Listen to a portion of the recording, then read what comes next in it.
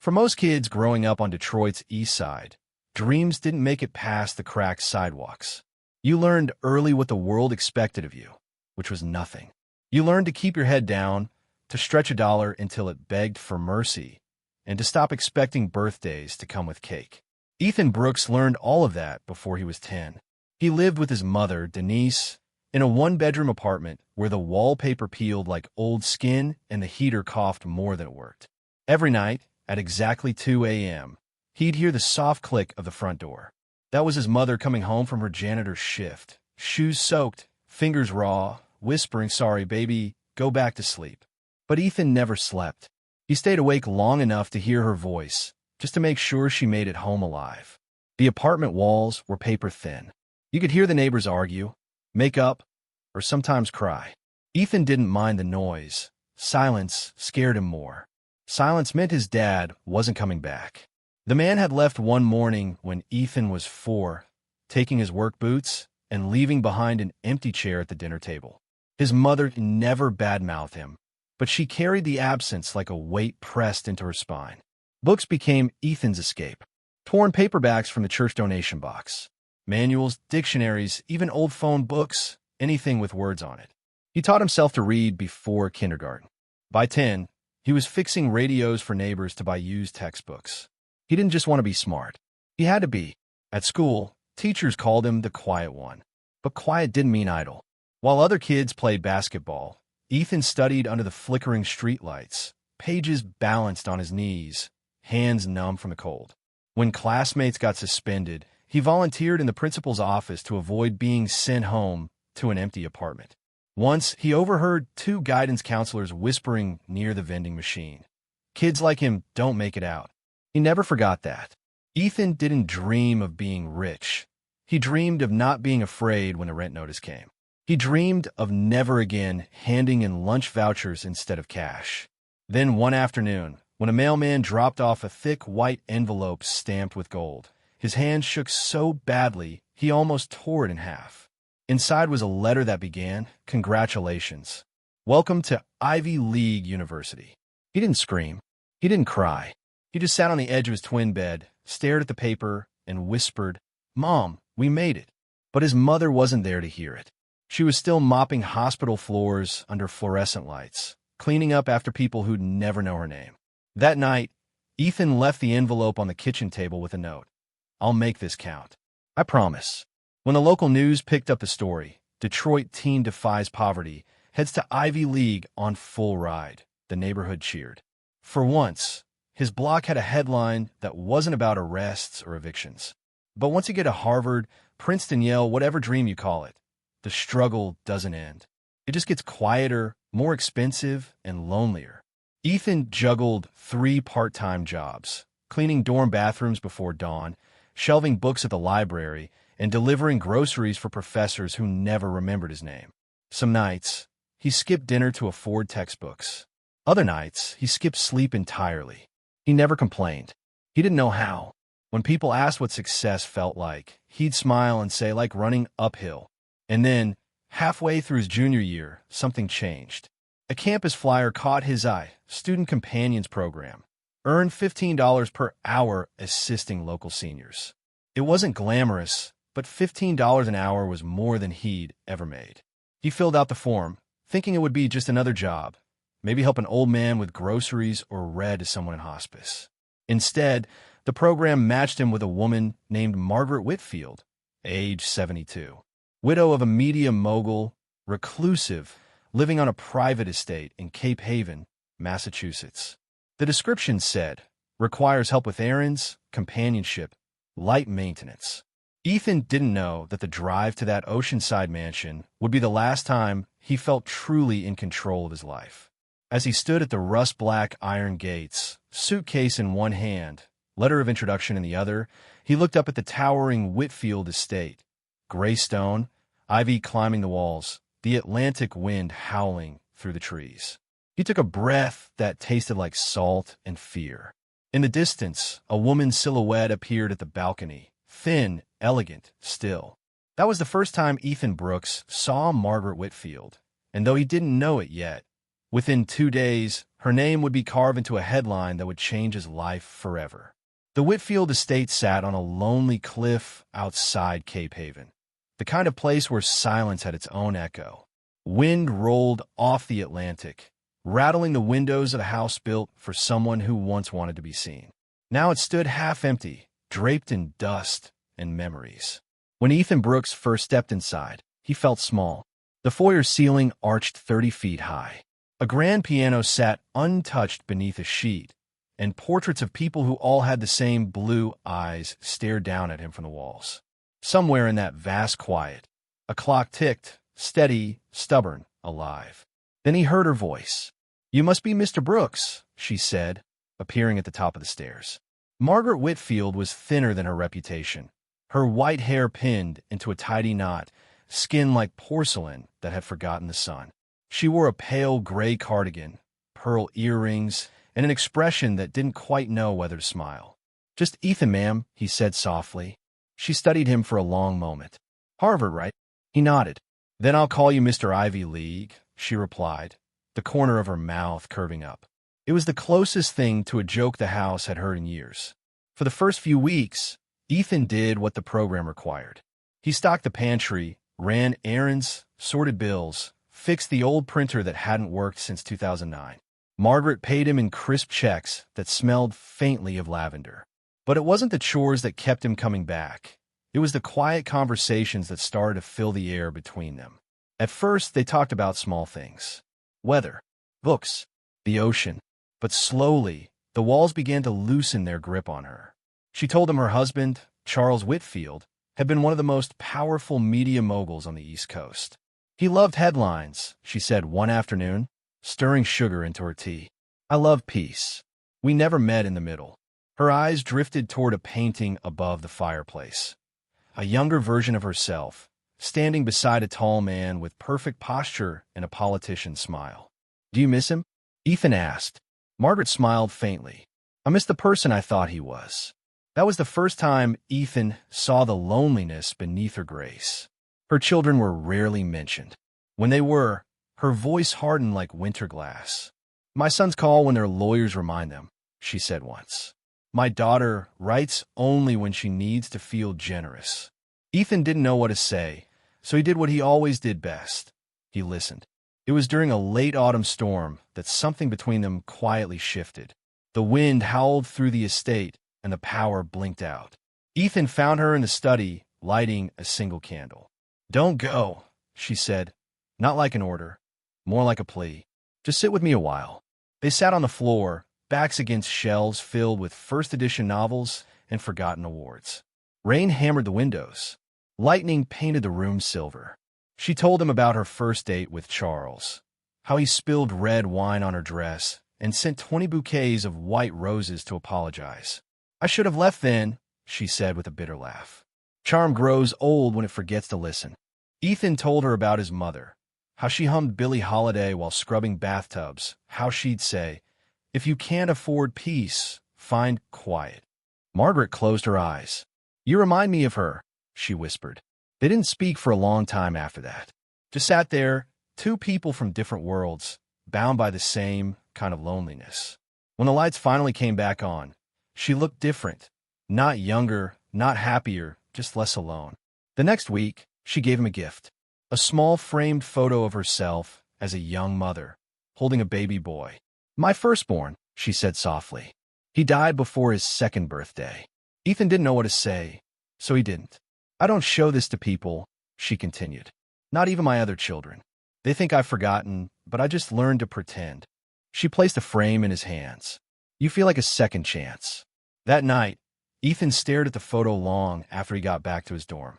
He couldn't explain what he felt. A knot in his chest, warmth beneath grief. She wasn't trying to buy him. She wasn't trying to guilt him. She just wanted to be remembered by someone who wouldn't sell her story to the tabloids. Someone who didn't want her money. Someone who stayed. And for the first time since he left Detroit, Ethan felt what home was supposed to feel like. From then on, he stopped calling her Mrs. Whitfield. He called her Margaret. She smiled every time. They had tea together in the mornings, sometimes in silence, sometimes sharing stories that felt too fragile to speak aloud. "Do you believe people can be born into the wrong life?" she asked one day. "Sometimes," he said, "but I think people can fight their way out of it too." She looked out toward the gray ocean, her reflection trembling in the window pane. "You already have," she whispered. Neither of them could have known that in less than a year, the same quiet room would become the center of a national scandal, and that the boy who outran poverty would soon have to outrun the law. By the time winter came to Cape Haven, Ethan Brooks and Margaret Whitfield had fallen into an easy rhythm. Every morning, he arrived with groceries and a newspaper she never really read. Every afternoon, they shared tea in the sunroom overlooking the ocean. She'd ask about his classes. He'd tease her for pretending not to care about the headlines that used to have her husband's name on them. It was the kind of companionship that didn't ask for much. No judgment, no pretense, just presence. But beneath the calm, Margaret's health was slipping. The tremor in her hands grew stronger. Some mornings, she forgot where she put her keys. Other mornings, she forgot breakfast altogether. When Ethan offered to call her children, she waved him off. "They visit when it's profitable," she said. "Otherwise, they let the estate call me mother." Still, she smiled, always with that air of quiet defiance that made him admire her even more. One evening, while the sky burned orange over the sea, Margaret asked him to stay for dinner. It wasn't unusual, but something in her voice sounded final. They sat across from each other in the grand dining hall that once hosted senators and socialites. Now, only 2 plates, 2 candles, and the sound of silverware against porcelain filled the space. "Ethan," she said after a long silence, "do you ever think about what comes next? After school, after all of this?" He shrugged. "Law school, maybe, or maybe I'll just sleep for a year." She smiled faintly. "You'll go far. But when you do, promise me one thing." "What's that?" "Don't become like the people who think wealth makes them wise." He laughed softly. "I don't think I'll ever have that problem." Her gaze softened. "You might, because the moment people realize they're good, truly good, the world tries to make them prove it. And proving it, that's how good people get hurt." Ethan didn't understand then, but he would. A week later, she asked him to meet her in the study. Papers covered her desk, legal documents, letters, the yellowed will of her late husband. She looked tired, smaller somehow, like the house had been feeding on her strength. "I want to leave you something," she said. He froze. "Mrs. Whitfield." "Margaret," she corrected gently. "You've given me peace, Ethan. I want to give something back. Something that lasts." She explained that she planned to update her will, leaving him a modest share of her estate, $12 million. To her, it wasn't charity. It was gratitude. Ethan's first instinct was panic. "No, you can't do that. Your family." "My family has everything," she said, her voice sharp but trembling.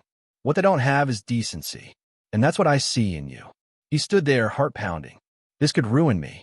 People will think that you're a con artist, a thief." She smiled sadly. "They already think that about anyone who wasn't born on this side of the gate." Then she lowered her voice. "There's only one way to make this legal. One way they can't contest it." She paused. "We'd have to marry." The words hung in the air like a challenge neither of them wanted to claim. Ethan stared at her. "Marry you?" "Margaret, I don't love you." She smiled, almost amused. "And I don't love you not that way. This isn't about romance, Ethan. It's about protection. For you, for what I want to give you." He shook his head. "This sounds wrong." "It's practical," she said simply. "When people die, greed wakes up. I just want to die with peace." For days, he couldn't sleep. He'd pace his dorm room until dawn, hearing his mother's voice in his head. If it sounds too good to be true. But every time he thought of saying no, he remembered Margaret sitting alone in that vast, echoing house, surrounded by portraits of people who hadn't called in years. Maybe it wasn't about the money. Maybe it was about kindness, about letting her leave this world knowing at least one person had been good to her without taking. By the end of the week, he whispered to his reflection, "Not for me, for her." The wedding took place in a small courthouse on a Thursday morning. No gown, no tuxedo, no guests. Just Ethan in a borrowed suit 2 sizes too big, and Margaret in a pale blue cardigan and a wide-brimmed hat to cover her thinning hair. They signed the papers in silence. When the clerk pronounced them married, she turned to him and whispered, "Thank you for giving me my last freedom." In the car ride home, he told her quietly, "This doesn't change anything." "I know," she said, handing him a sealed envelope. "But it protects everything I want to leave behind." He slipped it into his coat pocket without reading it. That night, they sat on the porch under a quilt of stars. She brought out ginger biscuits she said she'd been saving for a real occasion. "Does marry me qualify?" he teased. She laughed, the soft, tired laugh of someone who'd already made peace with life. It's not every day an old woman pulls off the biggest plot twist of her life. Neither of them knew it would be their last night of peace. Because in less than 48 hours, Margaret Whitfield, the heiress who trusted a boy from Detroit more than her own children, will be found dead in her favorite chair. And Ethan Brooks would wake up a husband, a suspect, and a story the world was dying to believe. The morning after the courthouse wedding was gray and misty, the kind of day where the sea and the sky blended into one endless sheet of silver. Inside the Whitfield estate, the air smelled faintly of coffee and old wood polish. Ethan Brooks woke to the sound of Margaret humming in the kitchen, a soft, shaky tune that didn't belong in a house so large. When he walked in, she was standing over the stove, burning the edges of toast and pretending not to notice. "I'm a terrible cook," she said, smiling shyly. "But today I want to try." He laughed and took the pan from her. "I've had worse. My mom used to burn everything except spaghetti." Margaret looked at him for a long second, a look halfway between affection and apology. "You remind me of someone I used to be proud to be," she said. They ate quietly at the breakfast nook, the Atlantic wind moaning through the old windows. On the table between them sat a small bouquet of hydrangeas, her favorite. "Arthur hated those," she murmured, "so they reminded him of funerals." "And you kept them anyway?" "Of course," she said, smiling. "They remind me of rebirth." That afternoon, she asked him to walk with her through the garden. The winter air stung, but Margaret didn't seem to mind. She wore her wide-brimmed hat, the same one from the courthouse, and leaned lightly on his arm as they wandered past the fountain where moss grew between the marble angels. "Do you ever wonder why some people get second chances?" she asked suddenly. Ethan hesitated. "I think it's because someone believed they deserved one." She nodded. "Then maybe we're both proof of that." A gust of cold wind carried her laughter out toward the sea. For that brief moment, the house didn't feel cursed. It felt alive. Later that evening, she showed him something she hadn't touched in years, an old wooden music box. Its lid was chipped, its tunes slightly warped. When she turned the key, a fragile lullaby floated out, soft and trembling. "I used to play this when I couldn't sleep," she said. "It still works barely." He smiled. "Just like you."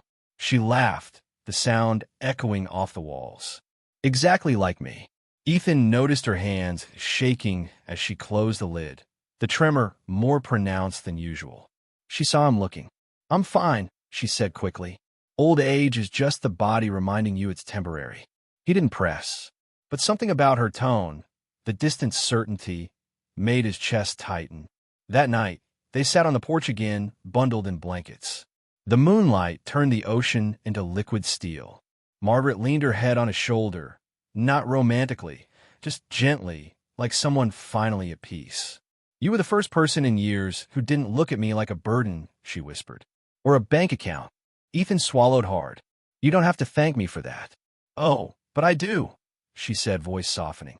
"Because gratitude is the only thing I have left that's truly mine." They sat in silence for a while, listening to the wind hum through the trees. At one point, she reached into the pocket of her cardigan and pulled out a folded envelope. "If anything ever happens," she said, handing it to him, "open this." He frowned. "Don't say that. I'm not planning anything, dear. But at my age, plans aren't really mine to make." Ethan tried to laugh it off, but the chill in her words lingered long after they went inside. The next morning was unusually quiet. No humming, no clatter of dishes, no smell of coffee. He found her in the sitting room, her favorite place, by the fireplace, wearing the same cardigan, her tea still steaming on the table beside her. He smiled. "Morning, Margaret. You beat me, too." Then he froze. She wasn't moving. Her head was tilted slightly to the side, eyes half open. And on the floor beside her chair lay a small pistol, one registered in her name. The cup of tea trembled in his hand as he set it down. Margaret, nothing. Blood, just a faint streak, had dried near her temple. He dropped to his knees. No, no, no. The next sound was the crack of his voice colliding with the vast emptiness of the house. When the police arrived, Ethan was still there, hands trembling, clothes soaked with tears and rain. He told them he'd been in the guest wing working on a paper for his constitutional law class. He hadn't seen her since lunch. There was no sign of forced entry. The estate's security system had been disabled for scheduled maintenance. The gun, registered to Margaret Whitfield, bore his fingerprints. And on her desk, in plain sight, lay a freshly signed will naming Ethan Brooks as the partial heir to her fortune. By the time the sun went down, the Whitfield estate had become a crime scene. Red and blue lights flashed against the old stone walls. As officers led Ethan out in handcuffs, reporters shouted questions he couldn't even process. He didn't answer. He didn't look up. He just kept whispering one thing over and over. She trusted me. She trusted me. The headline hit the morning after the arrest. Ivy League gold digger marries billionaire heiress. 2 days later, she's dead. The photo beneath it showed Ethan Brooks, 21 years old, being led out of the Whitfield estate in handcuffs. His borrowed wedding suit, still damp from the rain, clung to his shoulders. His face wasn't angry or confused, just hollow, like he hadn't caught up to what was happening.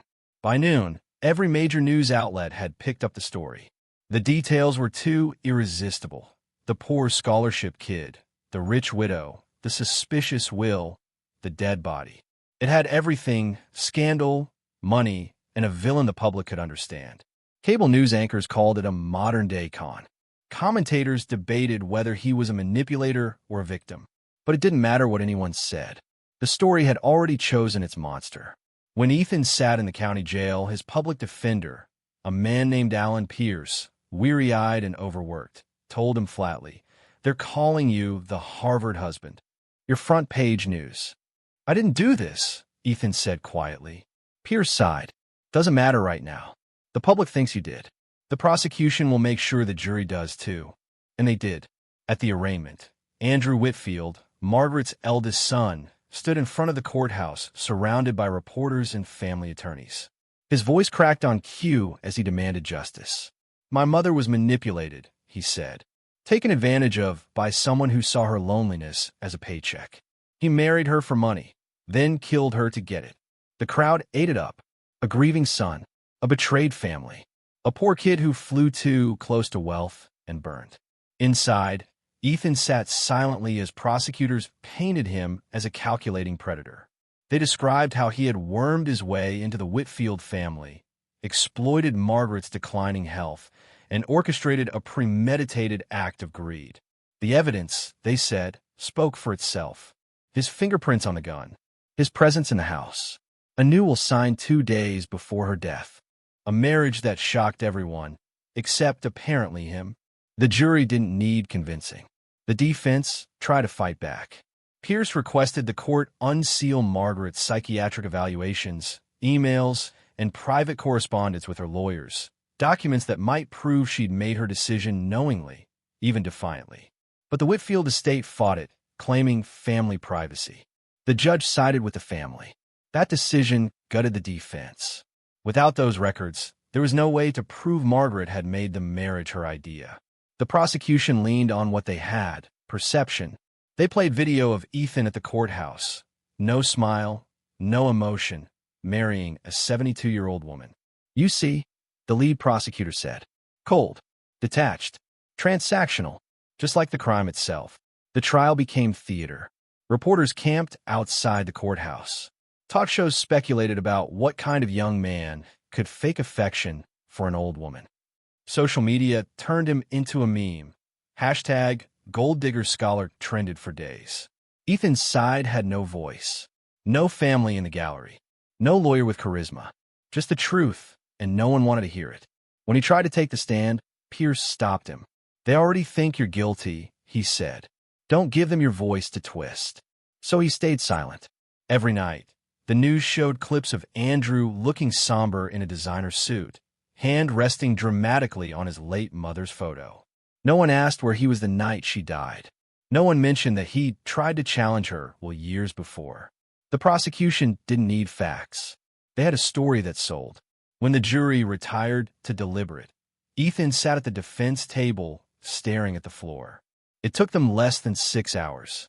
Enough time to order sandwiches, chat about their weekends, and come back with a verdict. Guilty. The word echoed through the courtroom like a gunshot. Ethan blinked once, twice, as if maybe he'd misheard. But when he looked up, he saw it on the faces around him. Satisfaction. The courtroom wasn't relieved, it was entertained. The judge's voice was steady, rehearsed. You are hereby sentenced to 20 years to life, with eligibility for parole after 10. Ethan didn't hear the rest. His world had already gone quiet. As deputies cuffed him, he turned his head toward the back of the room. There was no one there. No mother, no friend, no one who believed him. Just empty wooden benches. He whispered to himself, "She trusted me." Outside, cameras flashed. One reporter shouted, "Do you feel any remorse for killing your wife?" He didn't answer. But if anyone had listened closely, they might have heard what he whispered next, too soft for the microphones to catch. "I didn't kill her."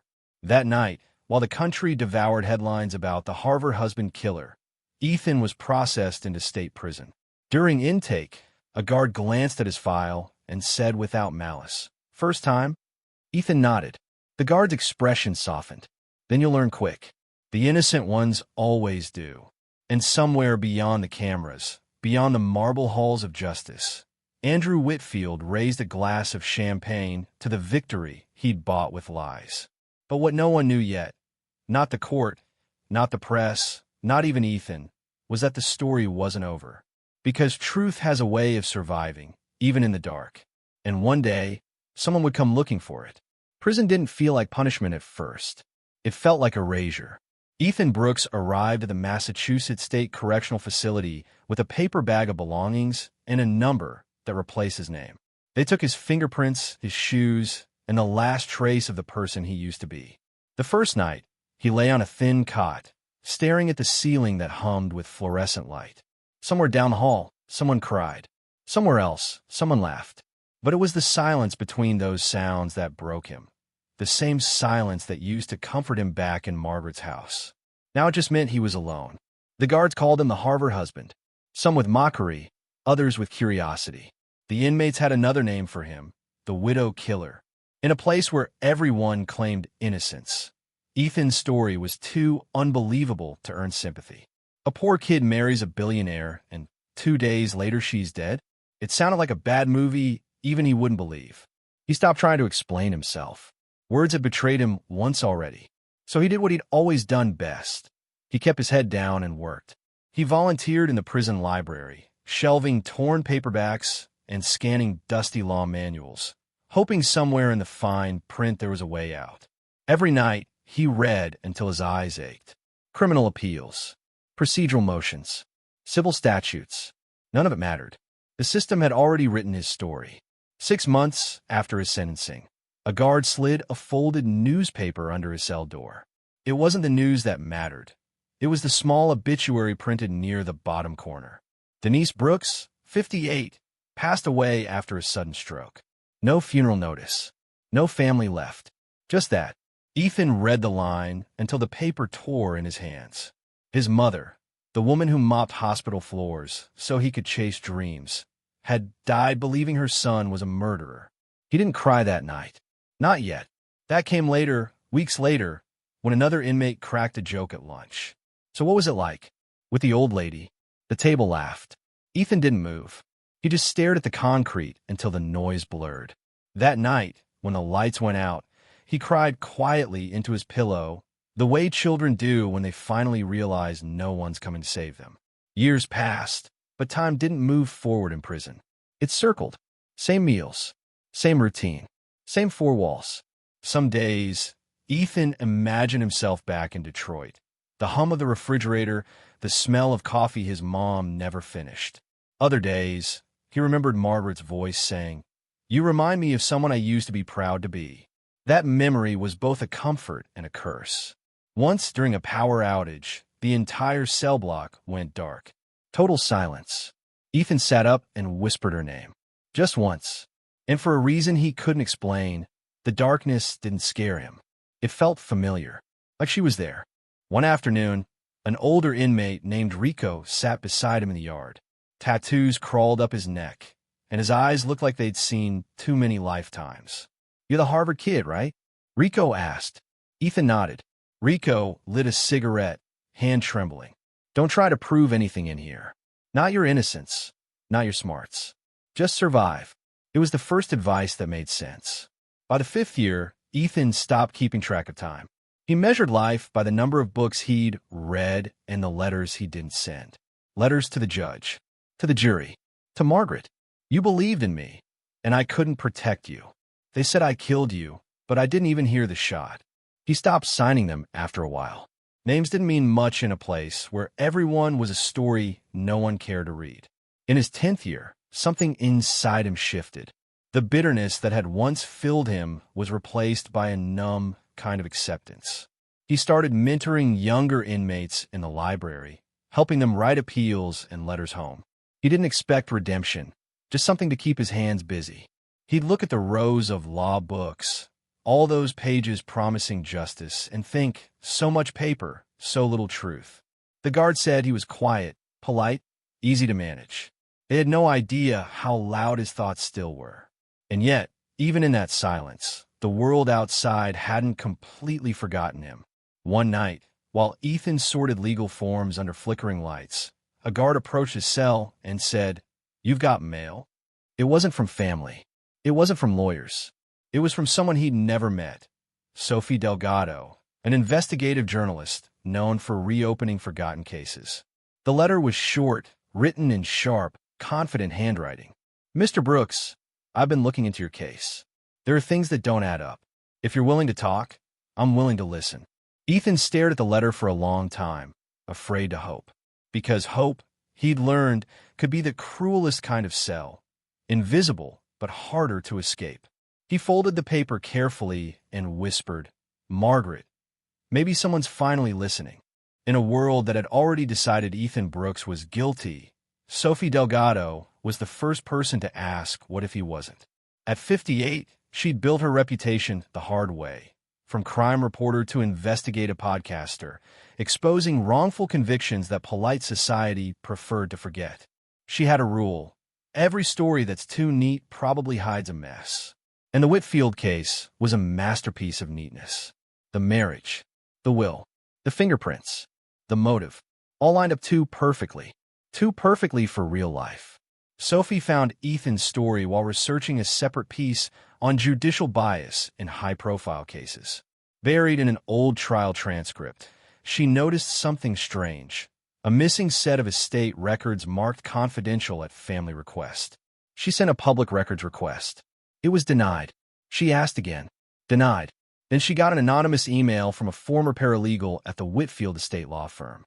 No name, no return address, just a single line and an attachment. She tried to warn them. The attachment was a scanned letter, dated 2 days before Margaret Whitfield's death. "If anything happens to me, look to Andrew first. He's already threatened to contest my new will and remove Ethan. He doesn't want the world to know I chose a stranger over my own children."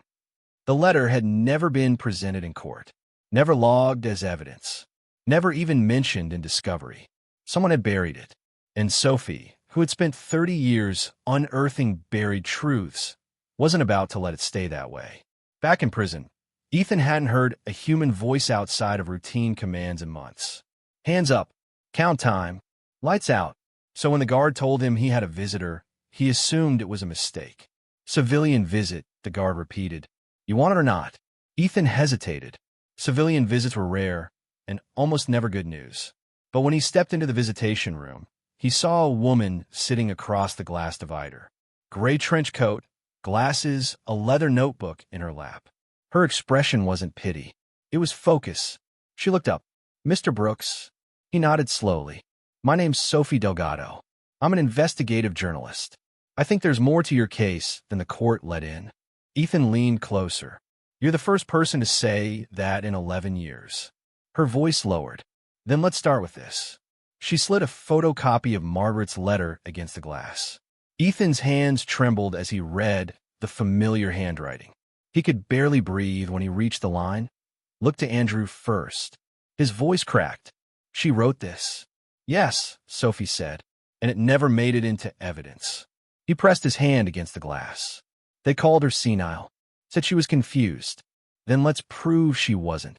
Sophie left the prison that day with a story burning a hole in her chest. The drive back to Boston blurred past in rain and headlights. By the time she reached her hotel, she had filled 5 pages of notes. At 3 a.m., she called her old editor, Rob, who groaned into the phone. You're still chasing ghosts, Delgado. This one's not a ghost, she said. It's a setup. What do you have?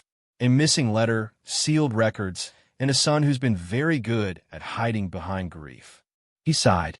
Don't get sued. She smirked. Wouldn't be the first time.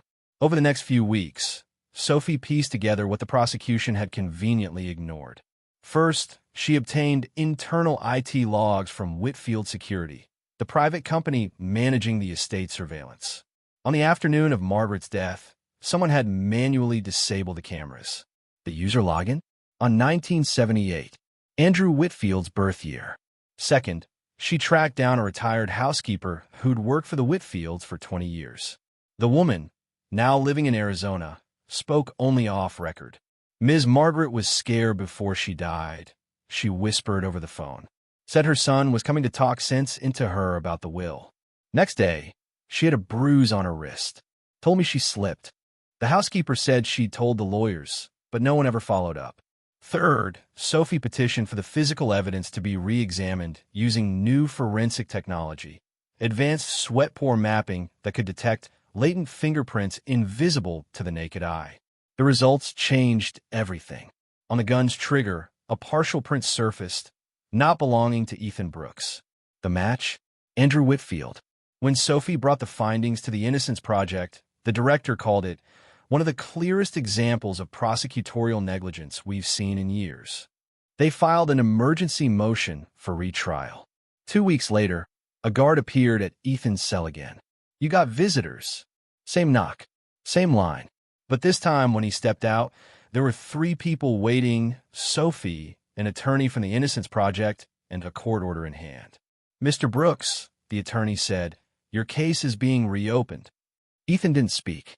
For a long time, he just stared, the words bouncing around inside his head like a language he'd forgotten how to understand. Finally, he whispered, she said she'd protect me. Meanwhile, Andrew Whitfield was boarding a private jet to Switzerland when federal marshals intercepted him. Cameras caught him smirking as he was led away. When a reporter shouted, "Did you kill your mother?" he simply said, "What took you so long?" Back in prison, Ethan sat alone in the holding cell for the last time. For years, he had prayed for proof, not revenge. And now, for the first time in a decade, proof had found him.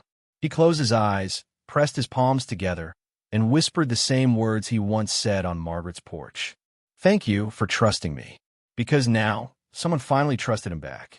The retrial of Ethan Brooks didn't draw the same headlines as his conviction. There were no front-page spreads this time, no pundits shouting over each other about the Harvard husband. The cameras came back, but half-heartedly, curiosity without conviction. America had already made up its mind once. Now, it was about to learn how wrong it had been. The courtroom looked smaller the second time around. Ethan sat beside a real legal team this time. The attorneys from the Innocence Project and Sophie Delgado, seated behind him, her notebook resting on her lap like a quiet promise. Across the aisle, Andrew Whitfield smirked faintly in his tailored gray suit. He had aged well, arrogance rarely wrinkles. The prosecutor opened by reciting the same old story. Poor boy, rich woman, greed, betrayal. But this time, the narrative cracked under the weight of new evidence. Sophie's investigation had dug up what 10 years of official record-keeping had buried. The jury listened to the digital forensics expert explain how the mansion surveillance cameras were manually disabled using an admin login tied to AW 1978. They examined the partial fingerprint found on the trigger, the one belonging not to Ethan, but to Andrew Whitfield. And then came the testimony that changed everything. A retired housekeeper named Lydia Marsh appeared on the stand. Her hands shook as she spoke, but her voice carried the steady rhythm of truth. Ms. Margaret told me she was scared of her son, Lydia said, glancing toward Andrew. She said he was furious. She planned to change her will. The night before she died, she begged me not to let him in if he came by early. The courtroom went silent. Andrew's lawyer objected.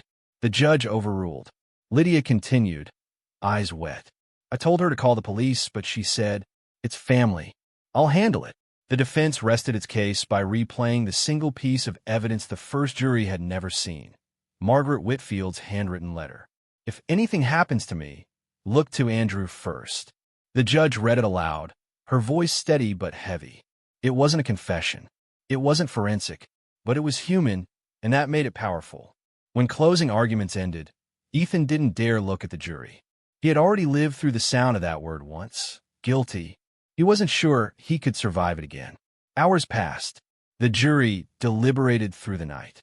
Then, as the dawn light bled through the courthouse blinds, they returned. The foreman rose, unfolded a single piece of paper, and said two words that nearly broke Ethan in half. Not guilty. He didn't stand. He didn't cheer. He just covered his face with his hands. Sophie reached forward, resting her hand on his shoulder. "You're free," she whispered. "You did it." But Ethan shook his head. "No," he said quietly. "We did it." Behind them, reporters scrambled for statements, snapping photos, but Ethan barely noticed. He was too busy watching Andrew being led away in handcuffs. The man who had built an empire on his mother's money now faced life in prison for her murder. For a moment, Andrew turned and met Ethan's eyes, a flicker of something between rage and recognition. Then he said the last words Ethan would ever hear from him. "She chose wrong." Ethan didn't respond, because for the first time in 11 years, the truth didn't need defending. It spoke for itself. Outside the courthouse, cold air hit his face like baptism. He looked up at the pale winter sky and just breathed. Freedom didn't feel like fireworks or triumph. It felt like exhaustion, like the ache of someone who'd forgotten how to exist without permission. When a reporter shouted, "Do you have anything to say, Mr. Brooks?" he paused, choosing his words carefully. "Yes," he said. "Thank you to the woman who never stopped believing in me, and the one who shouldn't have had to die to prove it." The world moved on quickly, as it always does. Andrew's trial made a few headlines. Heir convicted in mother's murder, but public outrage had long since burned out. Ethan walked out of prison with a duffel bag of clothes and $43 in gate money. The city felt foreign, louder, faster, crueler. He stayed in a halfway house for months, relearning everything. How to sleep in silence, how to buy groceries, how to look people in the eye. Sophie kept visiting, sometimes to talk about the book she was writing, sometimes just to make sure he was still eating. She became the closest thing he had to family. One afternoon, she brought him a brown envelope, the original one Margaret had given him after their wedding, still sealed. "You never opened it?" she asked. He shook his head. "I couldn't. Not until now." She nodded. "Then open it when you're ready." That night, in a small apartment overlooking the Charles River, Ethan lit a single candle and broke the seal. Inside was a handwritten note and a photograph. The photo showed the two of them on the porch, she in her hat, him laughing. The note said, "Ethan, you were never my mistake. You were my hope. Whatever they take from you, don't let them take your kindness. That's the part of you that saved me." He sat there for a long time, letting the tears fall quietly onto the paper. Months later, Ethan published his memoir, 2 Days a Husband, 10 Years a Prisoner. It wasn't a bestseller, but it found its audience, the people who understood what it meant to be doubted, to be silenced, to be buried by perception. With the royalties, he launched the Margaret Grace Foundation, a nonprofit providing legal aid to the elderly and the wrongfully convicted. Every year on the anniversary of her death, Ethan visited Cape Haven. The estate had been sold, but the garden remained.